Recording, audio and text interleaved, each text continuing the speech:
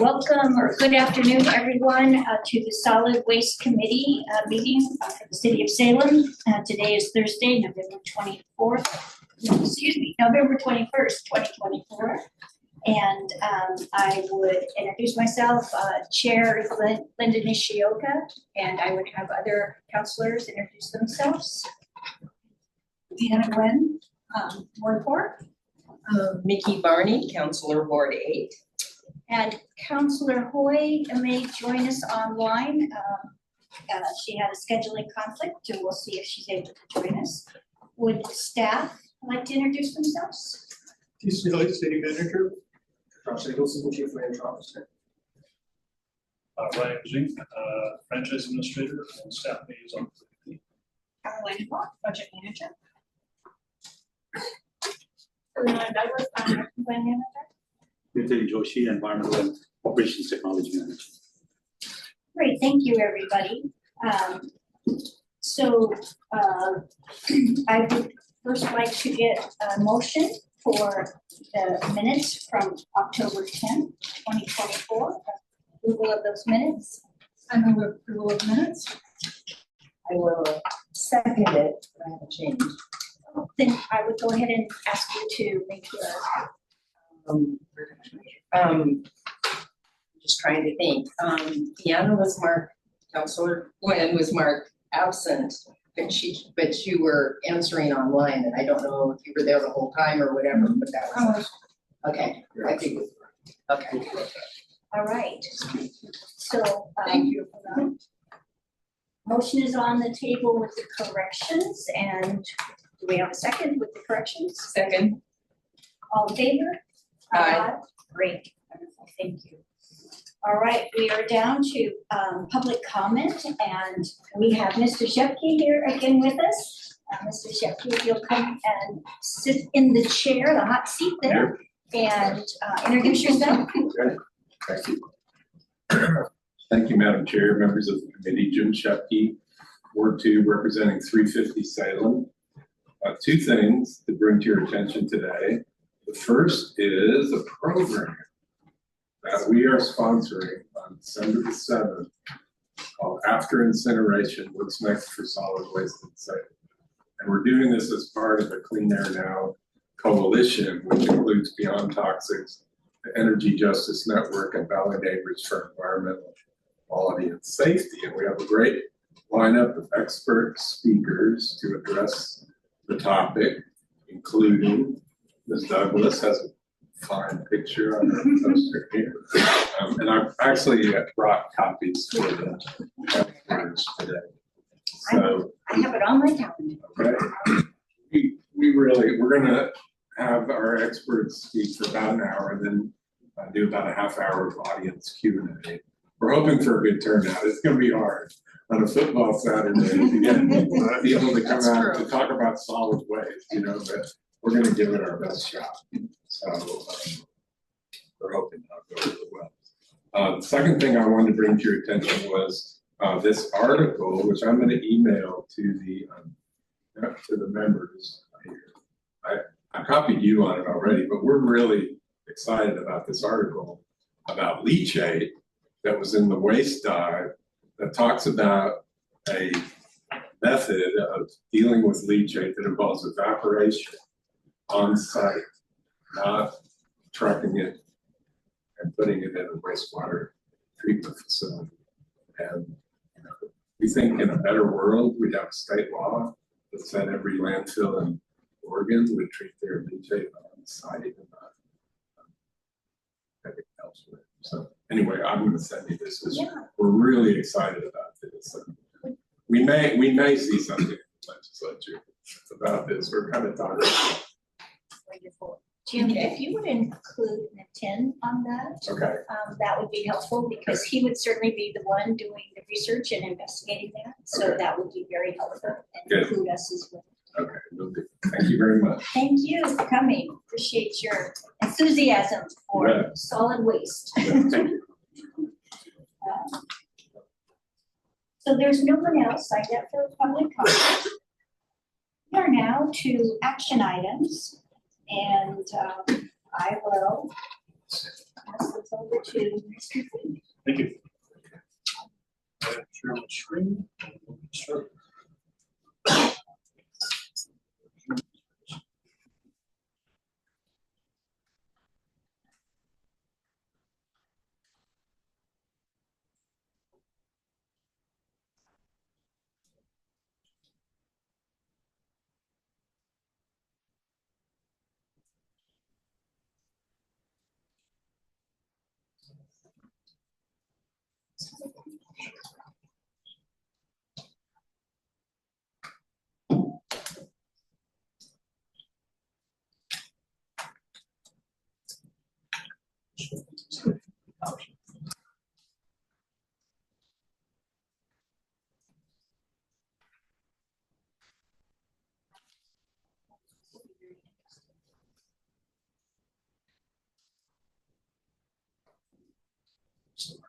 Yeah.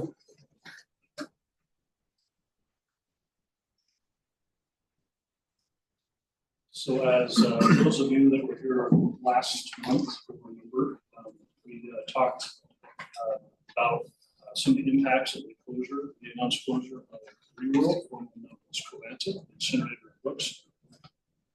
So we're talking more about that today, more in depth. I'll have some updates later in the program on some of the other aspects, but one of the things that we talked about last month is disposal of medical waste. Closure of Covanta will have a significant impact on that. One of those is that the already adopted rates for 2025, the City Council adopted a year ago, are no longer sufficient. So with the currently adopted rates, Marion Environmental Services, the company that collects our medical waste within the City of Salem, Marion County, and actually parts of Polk County as well, would actually be losing about $50,000 per month without additional adjustment to already adopted rates. So very briefly, again, we got a full house here, so I just want to make sure we're kind of all on the same page. Many of the members of the committee have already seen this, but so Marion Environmental Services, so you see the slide here, it's not only just medical facilities, it's the Salem Hospital network, but you have pharmacies, eye care, schools, tattoo parlors, dialysis centers, number of different types of businesses, small and large businesses within the City of Salem, specifically your City of Salem, that utilize this service to pick up their what's what we call medical waste or infectious waste. Typically, we're talking about sharps, and it could be gloves or other PPE that's used during a quote-unquote medical procedure. The current rate, you see this is just a snippet of the adopted rate sheet, actually a combination of two, both the current rates of January 2024, the currently adopted rate increase for 2025, and what those rates will be. So as you can see, the top part talks about the actual services, the bottom part is the supplies, and the focus of today is going to be those top actual collection services. So there's no adjustment to the supplies. These are the boxes, bags, that's that type of thing that medical waste is collected in. What we're talking about is the top part. There's three general categories or service levels. One is the low volume generators. These are generators that produce 1 to 59 boxes per month of medical waste.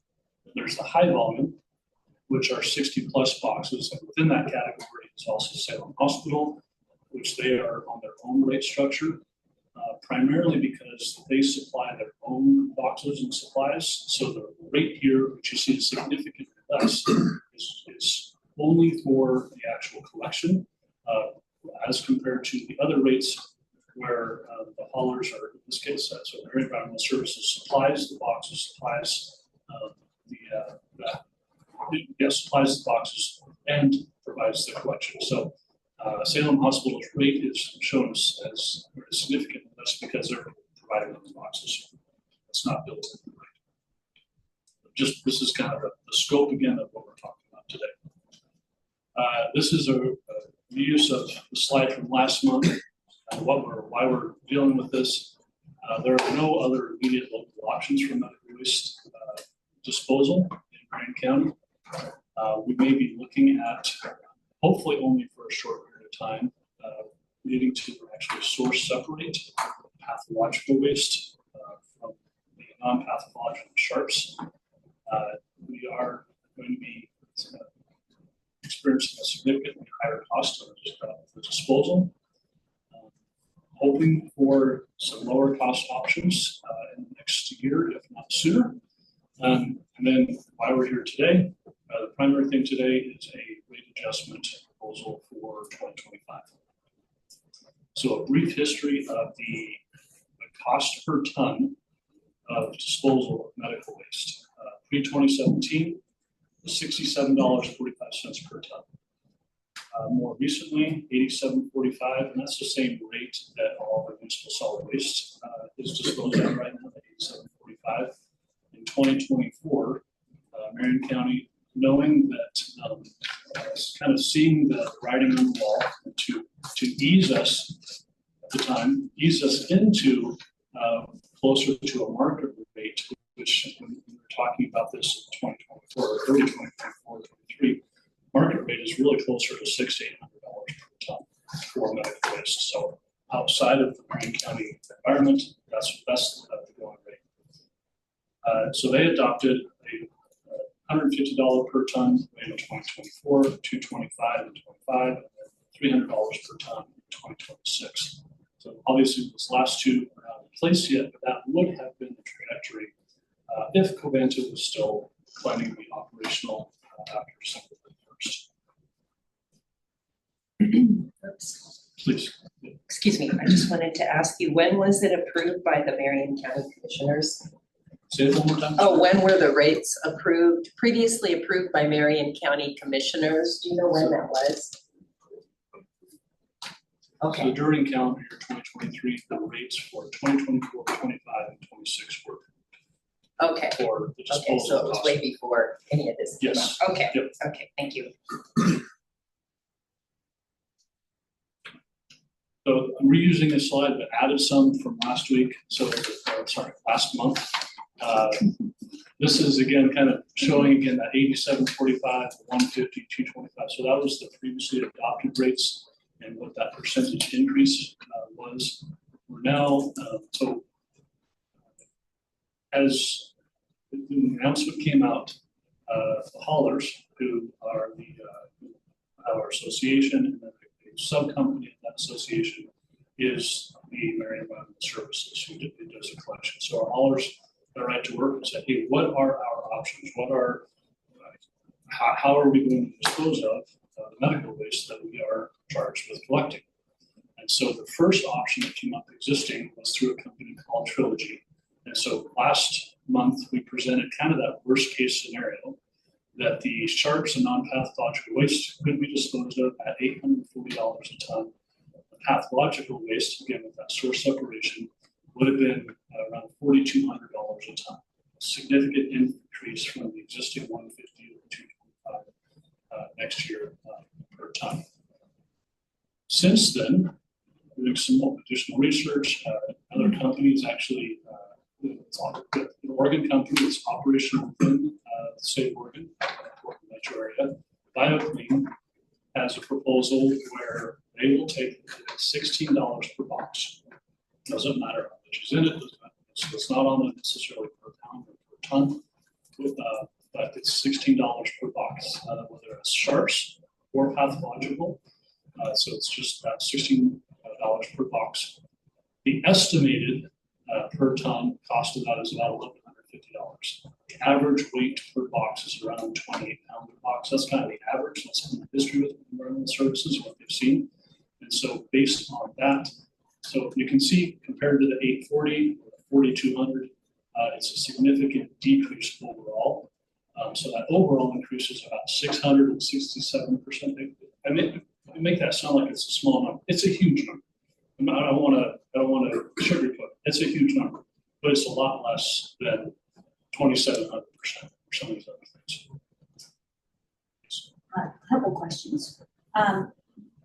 When you talk about a box, do we know what the dimension of that box is? Oh, sure. So there's two sizes of boxes. There's a 20-gallon box and there's a 35-gallon box. So those are actually those exact same gallon sizes, if you will, as our two smallest carts. So if you think of the smallest curbside cart as a 20-gallon, and the medium-sized one that most people use is a 35-gallon. So that's the for comparable size. That's what we're talking about. And then so Marion County Medical Company is part of Republic or another one, or are they separate within a co-op?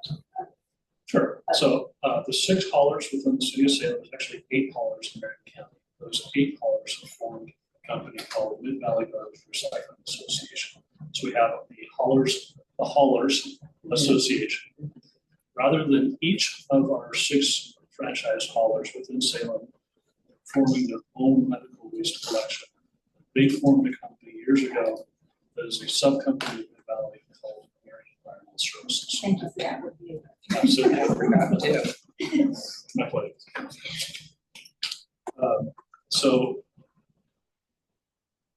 So this is again, same information, just in a slightly different form. So what do these increases in disposal mean for an increase in rates, which is what we have here. So the previously approved rate that would go into 2020, will go into 2020, into effect in 2025 if we do nothing. The council does not make any changes, would be the 2.8, 6.5, and 14.3 overall combined total 8.4% increase. So that has already been approved by City Council. The worst case scenario we presented last month is a 52, 72, 279%, an overall 142% increase in the overall rate increase. BioClean, we fixed it with the 52, the 72, and then the difference we're applying to the Salem Hospital. So that's our proposal today. The overall increase is 102%. So essentially, overall, it's double. Whereas, so for the low and high volumes, so everyone except for Salem Hospital, it's going to be a less than 100% increase. Salem Hospital is looking at almost 107% increase. So what does that do to the actual rates? So again, I've got all laid out what was previously approved, the Trilogy, which we're not recommending, the BioClean, which we are recommending.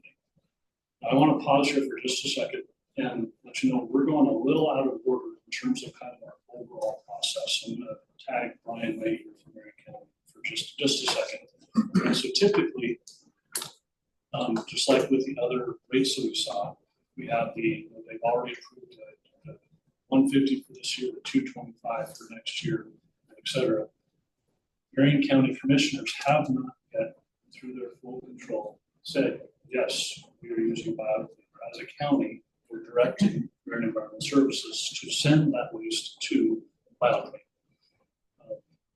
However, if we wait until our December meeting, our haulers won't have enough time to tell BioClean, yes, we're going to start collecting. We want you to start collecting waste on January 1st. So it's a very tight timeline. And so we're kind of doing parallel paths. So with Marion County, they're doing their own process, public hearing. They have given us the wink, the green light, or whatever you want to call it. Yes, that their proposal and their direction is they will be recommending that the haulers take the waste and work through BioClean for the disposal of that waste. Sure. Yeah, everyone. Yeah. Yes. All the heads nodding. Nothing changed in the last week. So we had an interim step. The haulers have done a great job. They've did three different Thank you very much. looks at providing information as far as who's available to provide the service for us.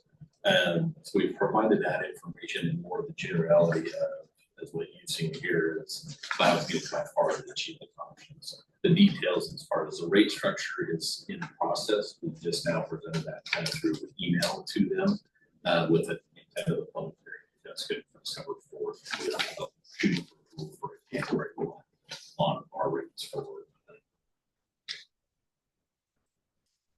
So it sounds like you're basically getting ahead of this game, and then you have a public hearing on the third, I think you said? Fourth, thank you for clarifying. Yeah.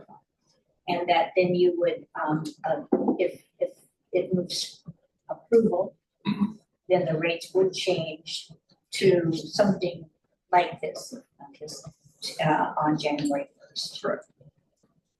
And that would be in place prior to our January 27th city council meeting, where we'll be hopefully getting a recommendation from this committee today to take forward to city council for that January 27th meeting to officially increase the rates through city council. So that will be in order, but we're a little out of order today. So we're doing some parallel paths. Thank you. Thank you. So again, I don't want to minimize the increase, the impact of this increase. Yes, we are looking at on the low end a 52% increase for medical leaves on the low volume generators. 72% for this high volume, and the Salem Hospital will be seeing almost 170% increase. So going from about $10, excuse me, $10.65 45 gallon up to $28.55 for the 35 gallon. So it's no small change. The one thing, the one thing, the small bright light is BioClean is working currently with the city of Salem, our permanent planning department, to have a facility permitted here in Salem that would allow for a lower cost per box. Are we comfortable with saying what we think that number might be, or should I hold off? I know nothing's fixed. So at this point, we're not quite sure. We know that there could be a reduction because of the trans savings, but I don't have that exact. Okay, so we may actually this time next year, maybe asking for a decrease. I'm hoping we can actually ask for a decrease in these rates specific to the medical lease. That's what I'm looking for with that facility.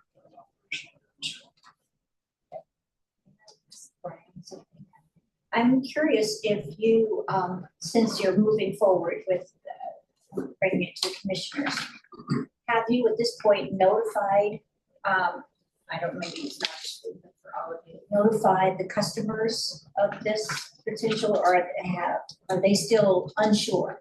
They don't know. From a customer standpoint, Marion Environmentals our only customer, so they're definitely aware of this. Have the people in all of those types of clinics. We have not notified all of the clinics. We have notified Salem Hospital being our largest customer. So we've had multiple conversations with them. We're kind of waiting to make sure we know what company we're going to go with, so we know what the rates are, so then we can notify. This will be a quick turnaround for several customers. Thank you. Any questions? No, I was just gonna make a comment that the only one that will change is going to be Salem Hospital, right? So I mean, Trilogy and BioClean for everyone except Salem Hospital are going to be the same. Correct. Right? Yes. So if So it just seems like they would be done. Those customers. that there's no city council. Why, the BioClean decided to service Salem? So the facility that they were planning to build, I thought they were only going to serve everybody else other than anyone in the city. That was the original plan, So until COVID closed, because they didn't want to Compete? conflict. Yeah, compete with the local. So, yeah, that when the announcement of the project, that was, I think that was just a coincidental opportunity.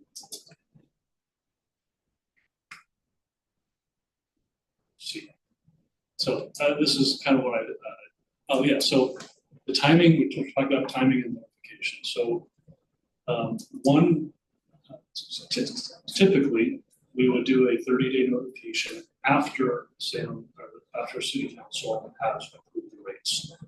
In order to help mitigate some of that loss for the first couple of months for Marine Environmental Services, I'm recommending that City Council approve an effective date for Salem Hospital of February 1st, which would be just a couple of days after the public hearing.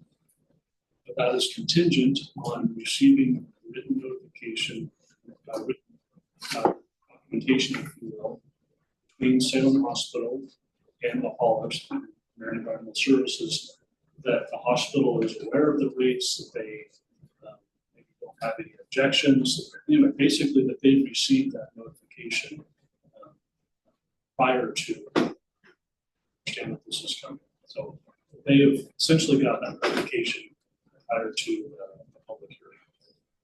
The rest of it, the other high volume and small volume, have been effective on March 1st.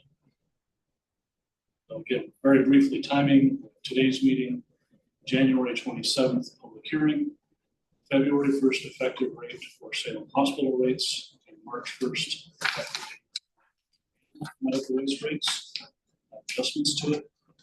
And then this is the full recommendation, if you will. So at this time, I'll turn it back to the chair for discussion, for questions, and then I'm hoping for a motion. So thank you, Ryan. A really fast timeline that we need to work with. I have another question more about those that this would be serving. It sounds like Salem Hospital is your big gun, not any others. Everybody else are the smaller ones with 59 or less that get picked up. And so then it would be the majority would be going out to March 1st for their rate increase. And you're already talking with Salem Hospital. So they're aware of this change coming, so it wouldn't be a huge surprise. With this timeline, do you feel that that will be enough time to notify the smaller customers in the sense that they're in the 59 or less? Do you feel that March 1st is a timeline that we can meet as far as giving enough notice? So yeah, that should be a problem. Questions? Councilor Murphy, any questions? I think you might have mentioned this, Brian, excuse me, but what is the service area for BioClean? Did you say a Portland area or, you know? Yeah, so currently, yeah, they're operating up in the Portland area right now, I believe, because it's been a franchise area in Marion County, so they haven't been down in this area, so they're mainly up in the Portland. Okay, and where do they take the medical waste to? I was just curious. They take it to Idaho, so it's got to be transported. They were bringing it to Covanta originally, but then with Covanta closing, it'll have to be transported up to Idaho. So that would be the difference in being able to lower the cost. In Q2, they're supposed to be putting in a system where they can process it locally, then you save on the trans cost. Okay, thank you. And you did mention that BioClean might be doing something in Salem? Or is that? Yeah, so I don't think that, I'll put that up. Secrets here. So they've using a machine that essentially takes the medical waste, the sharps and all that, chops it up, shreds it up into quarter-inch size pieces, and then goes through an ozone sanitization process. And so then that material, the other end of that, then becomes municipal solid waste, and that can be disposed of locally at Coffee. That's not. It's currently going through the process right now. We'll be asking about the police for installing. Okay, good to know. Thank you. It's a loop. Isn't it? It's always a loop. Any other questions?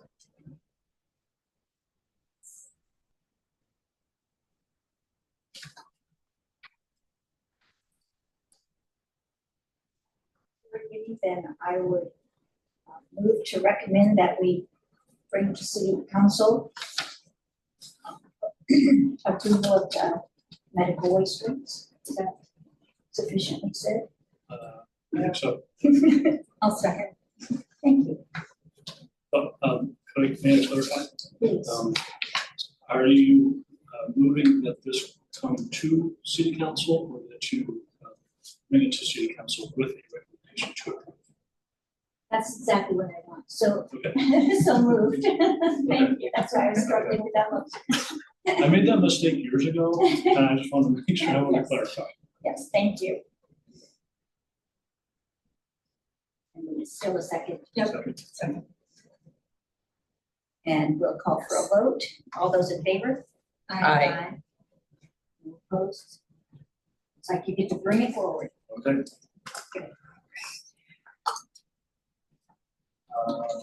Next is.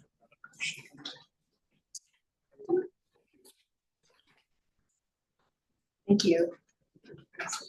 Thank you, yes. Good day, thank you.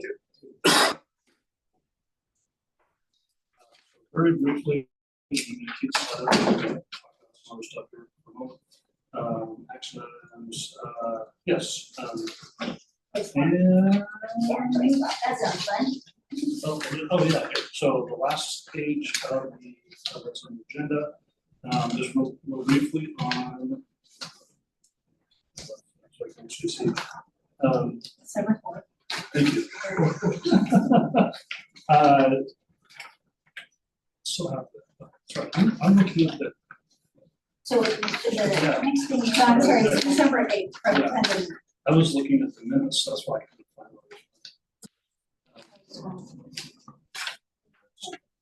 it. Yeah, so choice swap says City of Azure on December 8th from 10 to noon. Yeah, so Salem Library, Azure City Hall, and I think there's actually one other that was message recently, but collecting used toys. And this is an opportunity for anyone in the community to go to the Azure City Hall, get flowers, and that's interesting presents. I think Sam's probably going to be there. We'll have some other good crafts, but it's all about, since the third annual one, it's all about waste reduction. So there'll be low waste wrapping paper using like paper bags, some crafts, some good, just great fun stuff.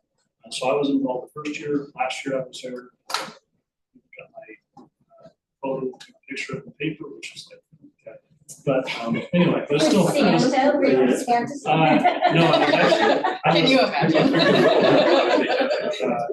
Pick the bill. I was holding a toy, actually, just I was showing off the toy.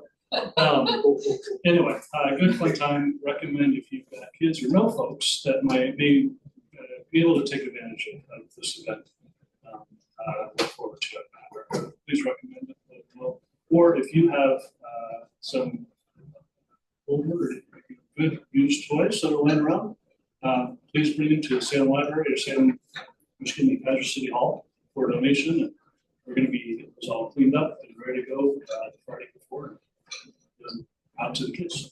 So, Brian, would there be an opportunity for you to share that information with Irma so that she could maybe share it with the neighborhood association so that we can kind of spread the word? I will do that. That might be, does anyone else have any other thoughts on who we might share that with? That's a good idea. It's on social media. Yeah, this on cities. Oh, it is. Wonderful, Yeah, okay. Salem Children's, yes, I've been working with our PA. Yeah, a lot of neighborhood associations don't meet in December, but if Irma could send the word out, then they might be able to distribute it to their members. So I think that might be a nice way to advertise. Thank you very much. Absolutely. Next on here, just I don't have much, but Recycling Modernization Act. The next kind of thing in the queue for that is going to be receiving information, I think December 3rd, I remember, from DEQ, but it's going to be how the city plans to distribute the funds that we receive from the producer responsible organization, and how we're going to, are we going to receive all the funds, distribute that out to the providers?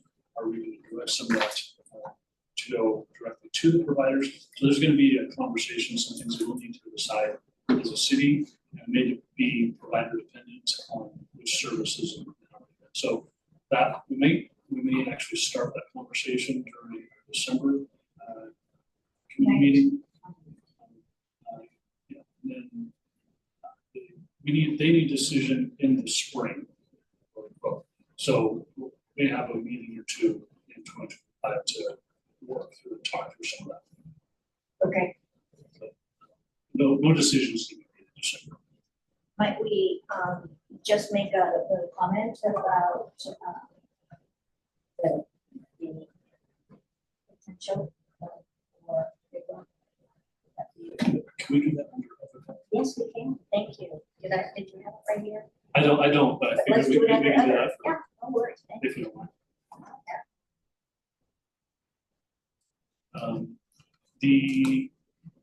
So again, I just want to do a quick update on some of the other things just related to Marion. This was again, location, I'm sorry, Marion County.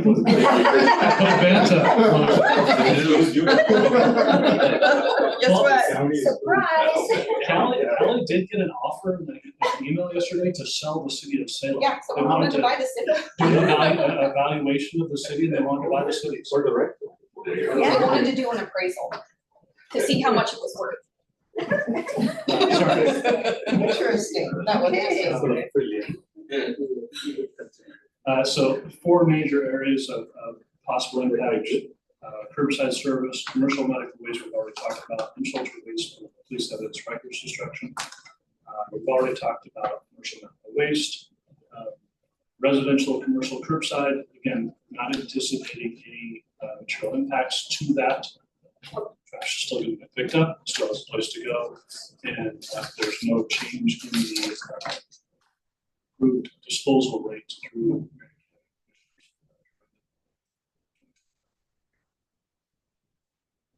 Unsheltered waste. This is going to be one of those. Oh, I'm sorry. Yes. On that last slide, Yes. the very last compactor purchase. What's that? Yeah. So haulers. Oh, okay. So one thing I apologize. I breezed through this one. So currently there's about 70,000 tons is being diverted from Covanta through the MRF, and then when we reload it and we can take it down to Coffee Beach. That leaves 100,000 tons that are currently going to Covanta. Those 100,000 tons will be a place to go. That's all of that will be diverted through the MRF and taken down. But in order to make that process more efficient, the haulers are looking at getting a compactor that would compact that into even tighter loads and be able to save on the transportation and all that. So, but it takes a certain amount of tonnage to be able to justify that additional cost, and this extra 100,000 tons may justify that additional cost. And so how will that impact the city and or residential? No impact. Okay, perfect. Except that it may help reduce future rates. Okay. Sorry, I just saw that. Reduce versus increase because the compactor transfer. Yes, the delay future increases. Let me say that. Yeah, I just saw purchase something and I was like, oh. wait a minute. What do we have to purchase? Yeah. What does that mean? And we had that proposal before, right, they just didn't have the tonnage to justify it, so this extra tonnage justifies it. Yep. And just, they have a new name, right? Yeah, so they are resource. They reuse, but Yeah, the MRF is resource. Yes. that's right, they changed to. Covanta is now Right. Real World, and Earth is now Resource. And We're all Yes. rewriting. Won't be there, so we'll be able to delete that from our vocabulary. On that screen. Well, thank you for that. Sorry, I Yeah. just saw that. Yeah, good question. Unsheltered waste, so again, currently, up to 500 tons a year, with a partnership between Covanta and Marion County, we for 3 years now, right? Something like that. Covanta has graciously taken, again, up to 500 tons per year from within Marion County, sheltered waste and disposed of it for free. So it's at no cost to the city or other organizations within Marion County, public organizations that have taken that waste to Covanta out of works locally ending with Covanta. Resource, MRF, which is not permitted to take that waste. And so we can't even send it there, have it reloaded and sent down to Coffin Butte.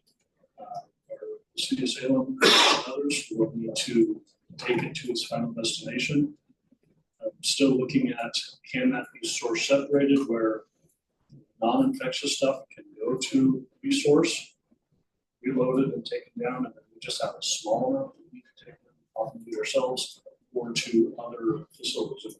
Maybe BioClean for that small batch might be an option for us in the future. There's a lot of unknowns. At this point,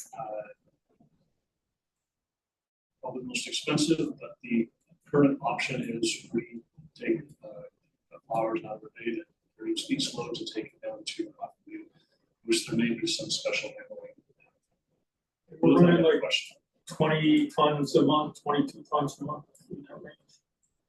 I hate, that sounds about right. Yeah. A lot of driving. Yeah. Transportation.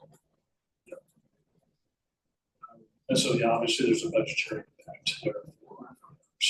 I know in this fiscal year, 2025, knowing that as I think as a backstop, Parks did budget $39,000 for disposal. I think they've tapped into that yet, so there is some budget authority for that this year.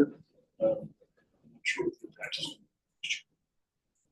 or how much of that $39,000. So that goes through the parks budget? SOS team was housed in the parks. Okay, okay, so this is the SOS, okay. Thank you for that.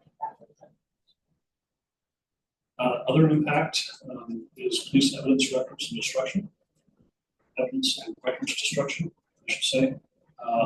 Everything on the slide is the same, except the last two lines have a little bit more information. Again, without a local alternative. The two places, Tacoma and Spokane, Washington, are two locations where once a quarter, so 4 or 5 times a year, police will need to hire a U-Haul truck or diesel truck, load everything up, and take 2 staff plus a armed escort to take it up to those disposal sites to have that properly disposed of. And there's the budgetary impact. That's, And that would be in the police department's budget. The big impact there is staff. Just having the 2 officers have to take that trip. There's not a shredder option. some things can be shredded. So for instance, firearms are already disposed of, so the shredders are just shredded. Yeah. Separately, but as I understand it, there are some use of pathological stuff can be some drugs. Some of those things that shredding doesn't do anything. Yeah, so I think this is physical. Yeah, so yeah, some of that stuff could certainly, and I think some of that is already taken to maybe taken to garden, and so if we go, they have a paper shredder. There are some other electronic some other things that. There may be a way to manage that for less important. Lead up to this. Yep. I've been talking with Darcy there periodically.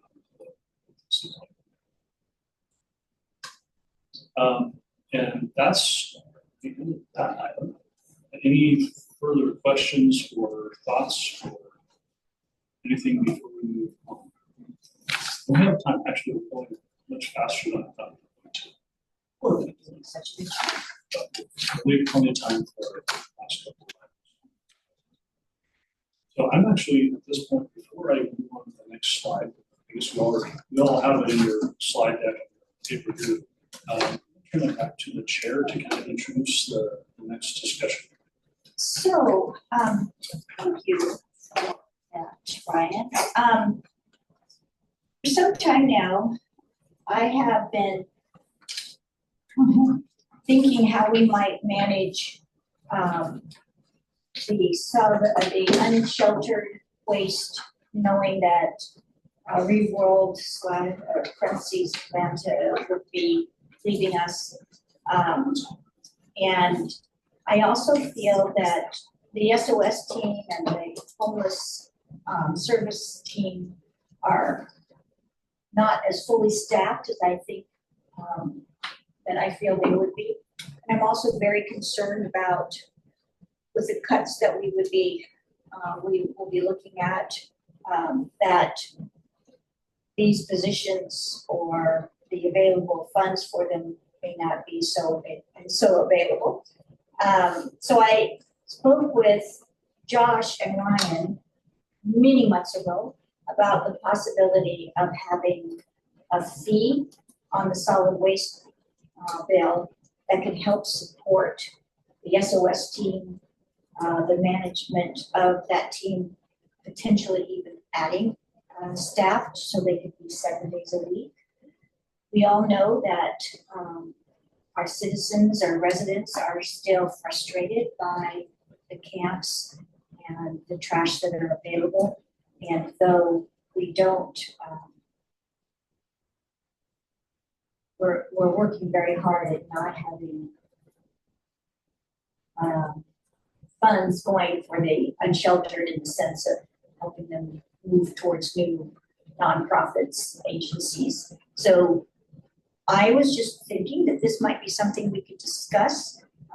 And if others are in agreement, we might have staff bring to council and budget committee information on what a small fee might look like and what it could provide. And I know that the homeless service team is being funded with the opioid settlement fees, but I think that's for a limited time. And I would like to see additional, we have 2 people, it'd be nice if they could have other support, again, trying to build 7 days a week. So I'm kind of overarching, maybe, in the sense of what I'd like. And it would be nice, the parking fund with the metered parking that will come forward, they're going to be able to start to manage sidewalk cleaning and all of that, but that won't happen for about 18 months. And so it may be that if this fee could help support a contaminated pickup in the downtown area for the businesses for an interim until that fee becomes present. These are all, again, I'm adding some things that I have not spoken to you both about, but it would be nice if we could figure out something that could help the downtown businesses clean up waste that is being left in front of their businesses. So I'm hoping that we might talk about this and see if you're interested in having staff bring forward information on what that fee might be and what it could cover. Questions? So briefly, I'm just going to go on to the next slide, provide a little context. 2 possible methods, if you will, apologies. One would be an increase to the existing franchise fee. As you see, a 1% increase for the franchise fee would produce around $450,000 a year. The impact to residents, so again, the 35-gallon card is the most commonly subscribed. That would be about 50 cents a month for residents, less for those who subscribe to a smaller card, more for those who subscribe to a larger card. And then commercial, the most commonly subscribed commercial service is the 4-yard container. That would be about $3 a month, roughly. And so, so that's just to get for context, that's for every 1% increase. The other possible methodology would be a flat fee. So no matter what type of account, whatever, just a dollar amount per account. If we were to choose a $1 per month per account, that would produce about $536,000 annually. And then from a Half of what it costs to run the SOS team. Yeah, that's correct. The current one? Yes, it's current stuff. That's correct. That's half. Yeah. That amount, so it's about $1 million for them. A little bit more. So this would bump them up for basically a little bit, like another percent or two, I don't know how many. You'll be hard pressed to get the city manager to recommend expanding any service. We can't do it right, we don't want to. Just given that we're gonna be laying off folks and having those conversations, it's gonna be really hard to talk about expanding services. And But protecting services is a whole nother conversation. I understand that side. And could you, so my goal of this would be, it would be great to be able to see the small fee on bills as long as needed, and then removed if we don't need it at some time in the future. Wouldn't that be nice? Wouldn't that be nice? And to that point, what I'm curious about is we saw numbers with it being a franchise fee at, within the franchise fee or as just a single item amount. Is there a best way to do that? Or if, let's say it's something that would be temporary, 5 years or whatever. If it's better as a franchise or if it's better as a flat rate, and how, what would be the options and what's the pros and cons of those options? I think it comes down to a policy choice for what you might recommend or city council would want. Certainly a franchise fee, there's some proportional list of usage. So you're gonna have a high user, pay more, a little lower user, okay. pay less. So you get some differences there. The flat rate is simply that, so it's just a flat rate per account. I don't know if you could separate the different rate for different types of accounts. I don't know if you had that conversation. There's some differentiation. It's going to be more on the type of service with cart versus a container.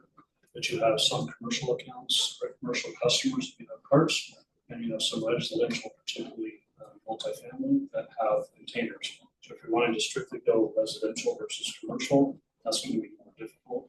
But cart versus container, that's more flexible.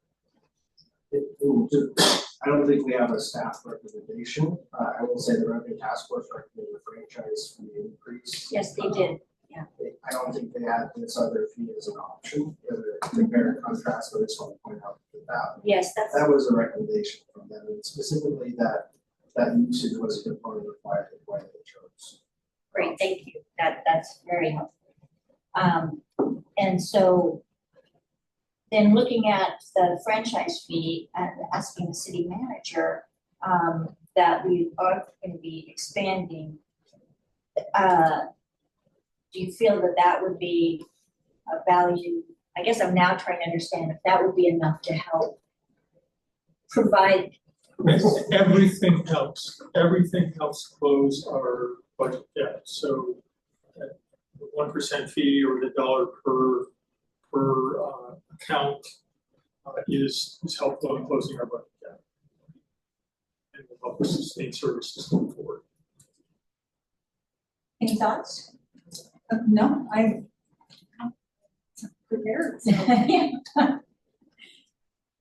Well, I guess to that point, I mean, you don't have to. Yeah, it's just, we're just kind of bringing it out, and I just wanted, because like I said, I thought about this for a long time and had mentioned it to Ryan and Josh and learned that it was capable, that we could do this.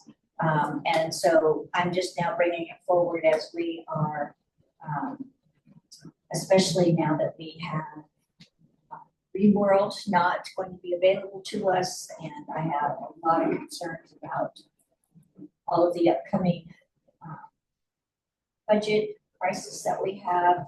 So I was just hoping that we could at least preserve SOS team and facilitating encampments being clean and helping everyone.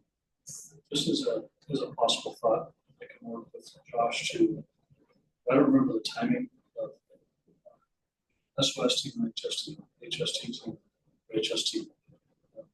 How much funding and how many years of funding we have for each of those, and so maybe an idea of what the funding would be needed and what level of funding each year would be needed to retain those services once the existing funding runs out, and maybe what the timing leading up to that might be. Maybe bring that back to this spot. Yeah, that'd be great. That would be very Just in the interest of bringing back information, if there's scenarios you'd like to see, or if you'd like to, really see what that franchise fee looks like. Well, let's talk about what it would cost to expand service, but obviously if we're gonna do that, we need to have the revenues in order to do it. right? Yes. I mean, I think another difference between the two options is one would require a rate increase, right? And then the dollar per would be a different method to get that approved, or could it be a different method separate from a official rate increase? I think it depends on how it's structured. Yeah. We could have a rate, an existing council adopted rate with an additional tariff, if you will, on top of that. And that tariff could be either a percentage or it could be a fixed amount. Or it could be built into the rate, and we just know that a portion of that franchise fee is being used for specific services. So I think we have multiple options on how we want to show it in terms of transparency or messaging. In either case, council would have to adopt it. It's Yes, not something absolutely. we can just- Yes. Correct, yes. So, I feel like if you can bring us a couple scenarios and fully understand, work with city manager to sort of help see what that might be. Again, it's simply a concept. And are you bringing that back here or bringing it to? I'm asking that we bring it here, and then we can talk about it here, and then it eventually go to council. So it would be several months. Maybe even It's part of the budget process. as part of the budget process, exactly. Does that help? Does it help? I mean, so, I mean, if there's other pieces of information that would be helpful to add, ask now or in between. So my concern, I was just at a meeting earlier today, and we were talking about housing affordability and in the city of Salem, what percentage of people's income they're spending for housing. And right now it's 44% of people's income is going towards housing, whether it's their house payment or rent. So there's not a lot of disposable income that people have. So that's my concern. And it is a concern. Right.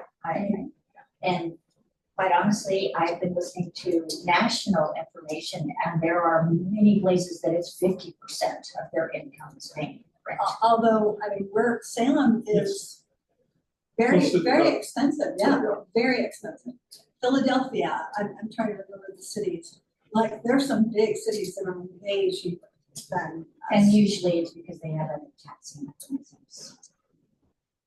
But the cost of living is a lot That's lower, true, housing yeah. is more plentiful. Lots of And combinations. wages are higher. So that's my concern.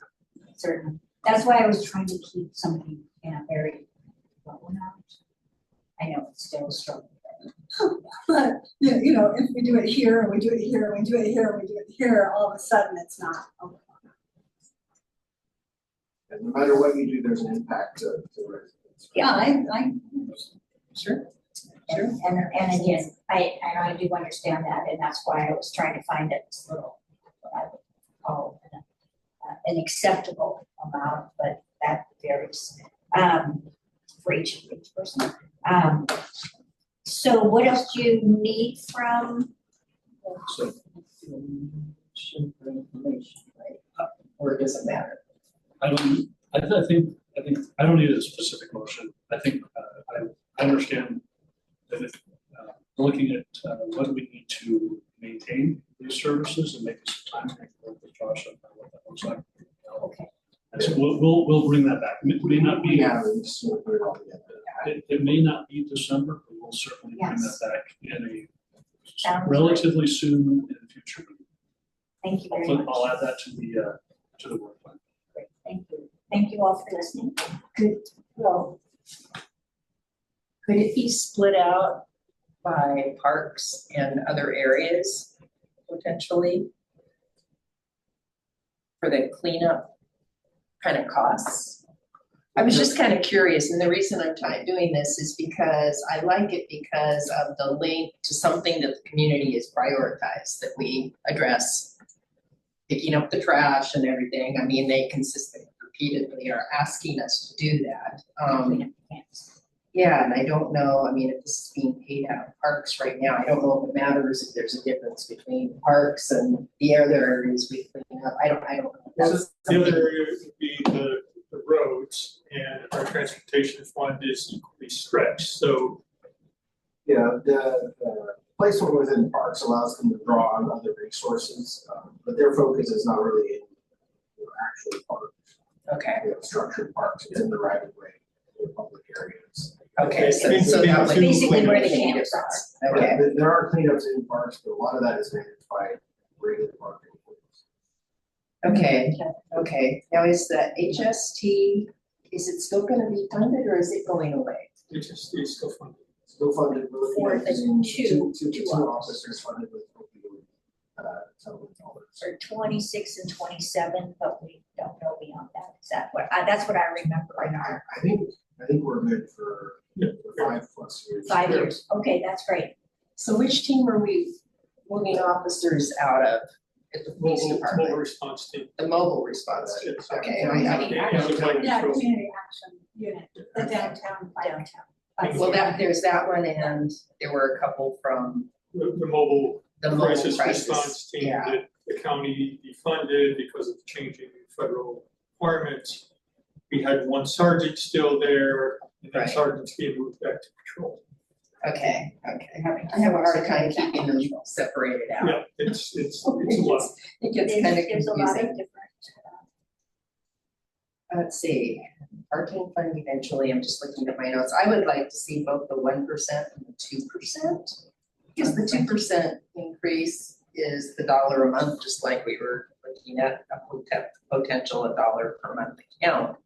But I also feel it's important that it's specified and identified on bills so that folks will know exactly what it's going to, rather than it being just tied in and increased to the rate. That's my- Yeah, and that's kind of why I was thinking it separated, but to Josh's point, the revenue task force brought forward to increase franchise fees as a recommendation, so I realized that, but if there's some mechanism to note what it is, I think that's helpful for people receiving their bill.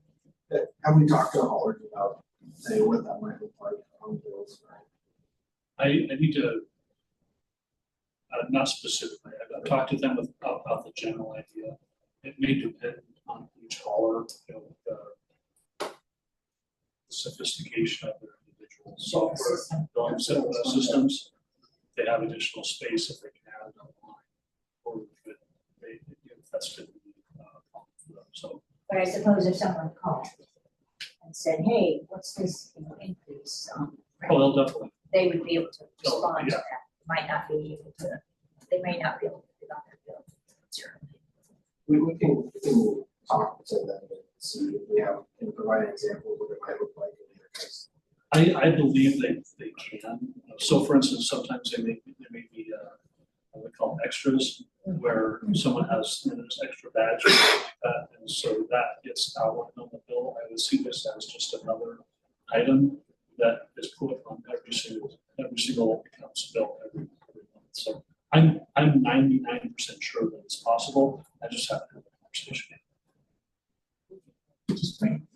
Okay, I realize it's an added cost to households, however, if it goes away. Yeah. You know, it's an where's all impact that too. gonna go? Yeah. All right, so, thank you all for listening and questions and so is other. There we go, other. So, want me to go ahead? Sure. Yeah. So Ridwell is a recycling company that's in several states. They started in the Seattle area, but they cover Oregon, or places in Oregon. It's kind of like cities in Washington, Portland, and Oregon, a couple of places in California, but they also service Midwest and Eastern states. And this is a company that has their system down where they can provide you pay a fee to begin service with them, and they'll give you bags to collect certain recyclable items. So you basically have to do that. It's not commingled. You need to separate it and have clean items that you would stuff in their bags, and then you mail it to them. So part of the cost is the mailing. And these bags are collected and it's separated and given to different businesses that use that type of material so that they can manufacture something else. And so they have expanded into Portland, and I knew about them because the clear plastic that wraps around the flowers that I buy that I take up to my class, my Ebonic class in Portland, she signed up for it and she was collecting those for us. And so I contacted Ridwell to find out about servicing Salem. And when I did that, it said, thank you very much. We'll get back to you, and that there was like 1,100 people already interested here in Salem for something. And so Ridwell was here last Friday. Yes. And so they sent me out an invitation to go and hear about them providing some service in Salem. I let Brian know, and he and Brian also came. And it was well attended. There are several people in Salem that are very interested. In fact, they brought bags and bags with them to give them. and so it was pretty well received. There are a lot of there is public interest, but of course, what also needs to take place is how that fits within our solid waste system within Marion County and the Salem County. And so anyway, we introduced ourselves, the three of us introduced ourselves, and I know that Brian and Ryan have an appointment next week. I've also been asked, and so I'm gonna meet, and I was gonna try to meet more as a customer, as a citizen, and just kind of hear a little bit about them. But I just wanted to share that this is a company that is getting a lot of momentum, and it's a way for people to not feel so guilty putting their stuff in the trash. But at the same time, if it's something that could work here, we have to see how the whole system works and where they could fit in. Do you have anything to say? Sure. Or was I pretty good at? You did great. I think you did great. So yeah, there's Ridwell's been operating up in the Portland metro area for 3 years or so, something like that. I think that's when I first heard about them up there. And they've had some success, and they've had some pushback from some of the local government there. So, yeah, as they want to come into the service area, some of our concerns are, are they going to be fitting in and working with the local franchise haulers? Are they willing to be a part of that existing system? So it's kind of a boutique, if you will, recycling option.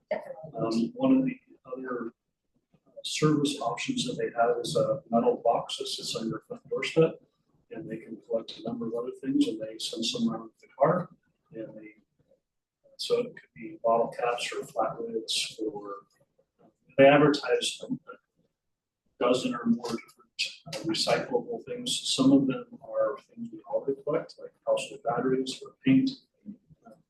The plastic film is something that we already have a mechanism for collecting within Marion County, electronics and other things like that. And so really wanting to understand how they want to fit into the existing model. Their part of their pitch, if you will, is they want to fill the gap of where the existing infrastructure is not collecting or is not recycling certain items, and where they can help fill that gap to recycle more things. If they can help the city get to a point where we are getting closer to some possible waste reduction goals or something like that, I say more power. But there are a lot of moving pieces right now already with the Recycling Modernization Act through the state. There's some requirements of local government and the producer responsible organization to meet certain standards and requirements in recovery of material. Some of those materials, again, like plastic film or styrofoam, things that Whitwell wants to collect.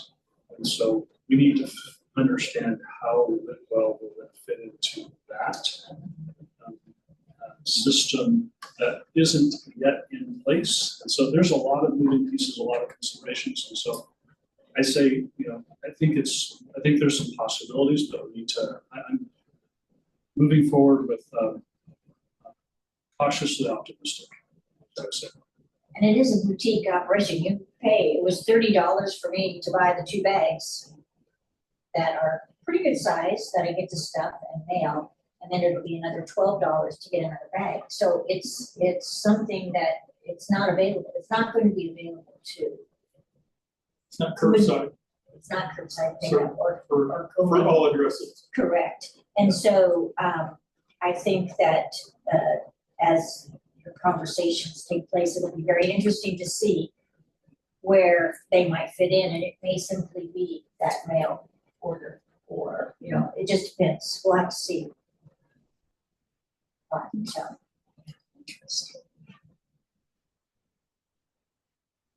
But I have heard from a handful of people that they're very excited about the company, because people are, we all feel guilty when we put something that we could potentially recycle throwing away. So it's kind of nice.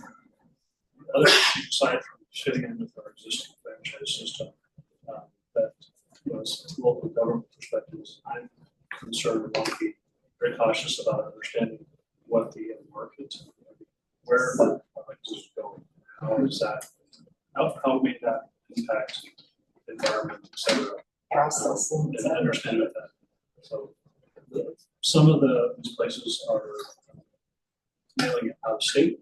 And so are we sending our trash? Are we sending our problems somewhere else? And that's something that's a red flag for me. So want to understand what those end markets are. Know that it fits within our priorities of what's good. Yeah, we mailing it to another landfill. Landfill in some other county. Yeah, exactly. All right. So Thank you very much. That was really helpful to hear that side again, as like trying to fit that consumerism and governmental management. Any questions for anybody until our next meeting? So please note that our next meeting is Thursday, December 19th at a special time, 10 to 11:30. so that the bond committee can still then meet afterwards. So So you get lunch during the bond committee. any last questions or anything? No? Okay, then I shall adjourn this meeting. Thank you all very much. Thank you.